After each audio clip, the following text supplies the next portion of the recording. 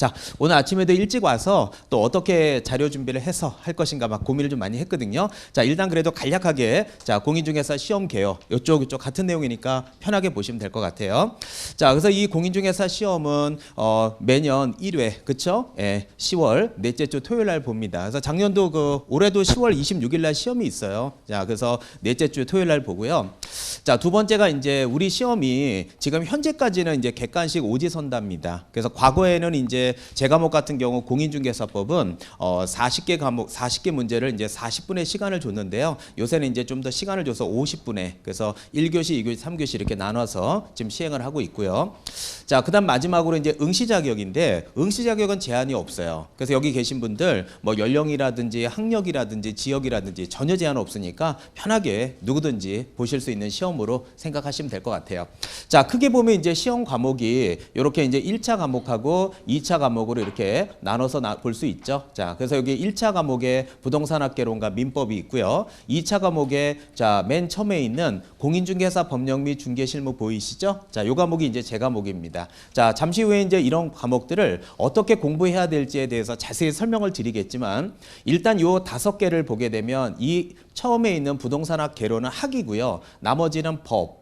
그렇죠? 다 법이라는 말이 다 붙어 있음을 여러분 확인할 수 있어요. 그래서 어느 정도 조문이라는 것이 있기 때문에 그 테두리 안에서 우리가 얼마든지 조금의 노력만 가지고도 가져갈 수 있는데 학개론 같은 경우에는 이제 법이 아니라 학이다 보니까 조금 어려운 부분도 있기는 하죠. 그러니까 이 과목들의 전략을 잘 세워야 돼요. 그래서 세워서 어느 부분들을 어떻게 정리해야 될지 그런 부분을 제가 잠시 후에 말씀을 드리도록 하겠습니다.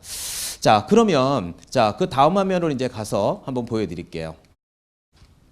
자, 그러면 이제 과목별로 제가 학개론부터 먼저 말씀을 드릴게요. 서두에서 말씀드렸던 대로 부동산 학개론은 학인 거 맞죠? 네, 그래서 이 학이라는 과목은 말 그대로 법이 아니기 때문에 어느 정도의 레이아웃만 가지고 공부를 할 수밖에 없죠. 그래서 우리 뭐 투자라든지 또는 감정평가라든지 이런 어떤 부동산 관련된 지식을 다루는 부분이기 때문에 조금은 애매한 부분은 있어요. 그래서 이런 과목들은 이제 민법을 통해서 좀 커버할 수 있는 그런 내용을 가져가야 되는 과목입니다.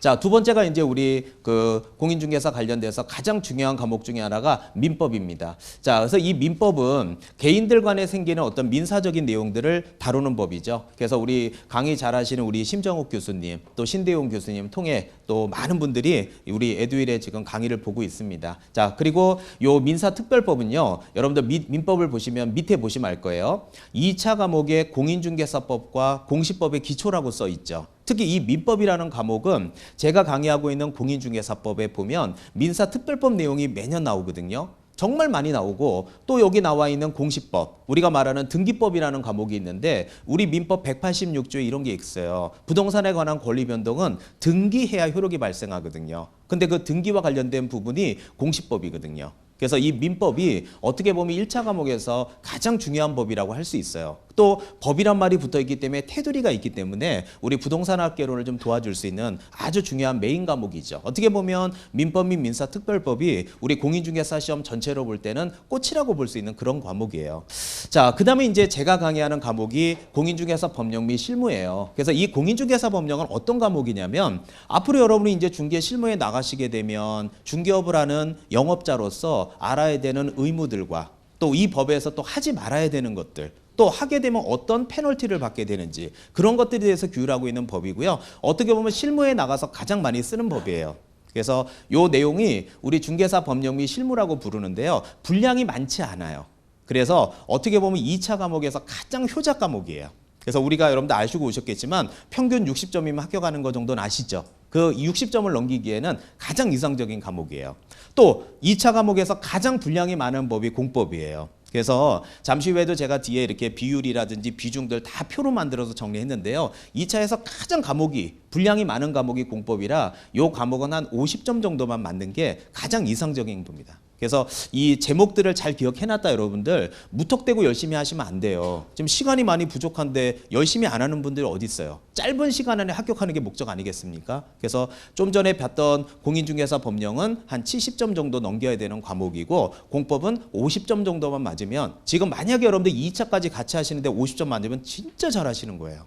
자, 전략은 그렇게 세우시면서 가셔야 됩니다. 자, 그다음에 공시법. 좀 전에 말씀드렸죠? 민법하고 연결되는. 그래서 우리가 알고 있는 공시법은 두 가지 법이 있는데요. 하나가 등기법, 두 번째가 공간구조법 이렇게 있어요. 그래서 등기법은 실무에서 우리가 등기부를 보죠. 그럼 등기부를 보게 됐을 때 그 등기에 관련된 사항들, 또 우리가 알고 있는 대장, 토지대장, 임야대장, 지적도, 임야도 이런 것들에 대한 내용을 공시하고 있는 법이 공시법이에요. 그래서 과목의 비중은 24문제가 비중입니다.